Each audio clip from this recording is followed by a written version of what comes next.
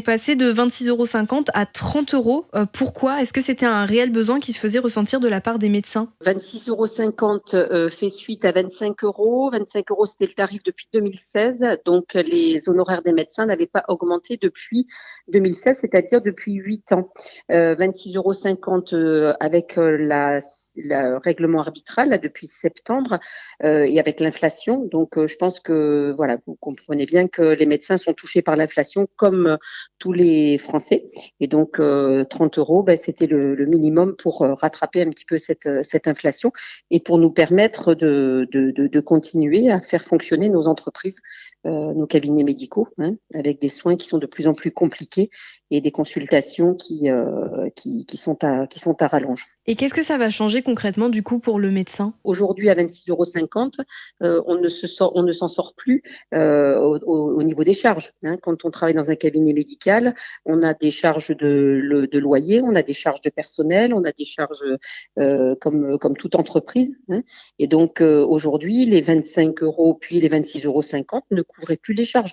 Donc, les médecins, si vous voulez, étaient coincés entre une nécessité d'augmenter des consultations qu'ils ne pouvaient pas faire puisque on ne peut pas faire plus de consultations dans une journée que ce qu'il est possible de faire avec la situation actuelle des patients. Donc, c'est pour continuer à ce que nos entreprises soient viables et continuer à vivre de notre métier. Et au niveau du patient, lui, par exemple, il va pas forcément payer de sa poche, si j'ai bien compris ? Mais non, les 30 €, si vous voulez, ça va être donc pris en charge par pour les patients qui sont pris en charge à 100%, ce sera pris en charge à 100% par les caisses d'assurance maladie. Et pour les patients qui ont une complémentaire, ils seront pris en charge à 70% par leur assurance maladie obligatoire et le reste par leur complémentaire. Il n'y a pas de changement là-dessus. Il n'y a pas de dépassement en ce qui concerne ce passage à 30 €. Et en contrepartie, il y a l'assurance maladie aussi qui demande du coup à tous les médecins de réduire les prescriptions de médicaments, mais aussi d'examens et d'arrêt de travail.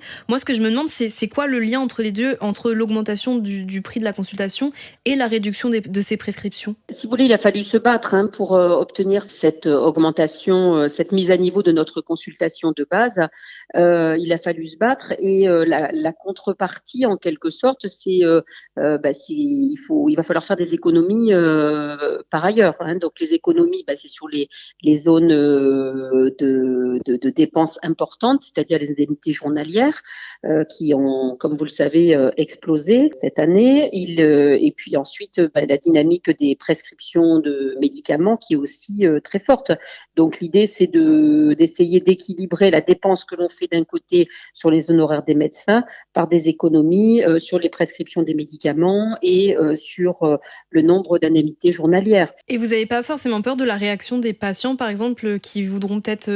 après, je sais qu'il ne faut pas s'auto-diagnostiquer, évidemment, mais qui vont peut-être venir chez vous pour avoir un arrêt maladie et qui, derrière, ça ne va pas suivre, justement, par rapport à ça ? Écoutez, on reste médecin avant tout. Donc, quand un patient justifie d'un arrêt de travail, on lui fera l'arrêt de travail. Aujourd'hui, force est de constater que le nombre d'indemnités journalières, le coût des indemnités journalières a énormément augmenté du fait des problématiques d'accès, par exemple, aux examens complémentaires. Pour avoir une échographie, il faut entre 4 à 6 semaines. Ensuite, pour avoir un rendez-vous chez un spécialiste, un rhumatologue, par exemple, pour une infiltration pour un patient qui a mal à l'épaule, prenons un exemple, il faut, c'est des mois d'attente. Donc tout ça, ça rallonge énormément les délais d'accès et donc les indemnités journalières pour des patients qui ont des problématiques, par exemple, musculo-squelettiques. C'est un exemple parmi tant d'autres. Donc dans le cadre de cette convention, si vous voulez, on a aussi travaillé sur l'articulation entre le premier recours et le second recours, notamment l'accès aux spécialistes. Donc c'est dans cet esprit aussi de réduire les temps, les délais d'accès, donc de réduire, si un patient est en arrêt, les indemnités journalières correspondant au délai d'attente. Et voilà quoi. Donc, il y a aussi tout un travail de fond qui a été fait pour essayer D'être le plus juste possible. oui, le plus juste et le plus, au même titre qu'on est éco-responsable, là, on est d'avoir une bonne utilisation du système de soins et de limiter au maximum le gaspillage. C'est comme pour l'électricité, c'est comme pour l'énergie. Voilà, s'il y a des prescriptions qui sont inutiles, eh ben, ne pas les faire, des prescriptions redondantes, hein, des examens qui sont faits en ville et qui sont refaits par un autre spécialiste ou qui sont refaits à l'hôpital, des radios, des IRM. Voilà, c'est du bon sens quand même. Hein. Donc après, toute la question est de la façon dont tout ça, ça va être géré. Mais voilà, c'est aussi un engagement à la fin du gaspillage.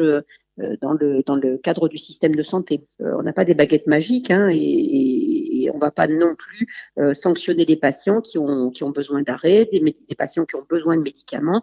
Par contre, si c'est inutile, si c'est du gaspillage, si c'est tout ça, bien sûr que mais on le fait déjà. Hein, donc, on sera encore plus vigilant. Mais c'est globalement, de toute façon, la demande qui a été faite au niveau de la caisse d'assurance maladie, c'est une action de la profession, c'est une action collective. Hein, c'est-à-dire que l'ensemble de la profession des médecins s'engage à, mais c'est en aucun cas un médecin qui va être sanctionné parce que ben voilà, il a dépassé ceci, il a dépassé cela, parce qu'on connaît les inégalités entre les territoires. Quand vous avez des populations plus fragiles, ben vous allez avoir peut-être plus d'indemnités journalières, vous allez avoir des prescriptions plus lourdes. Voilà, tout ça par rapport à d'autres types de populations.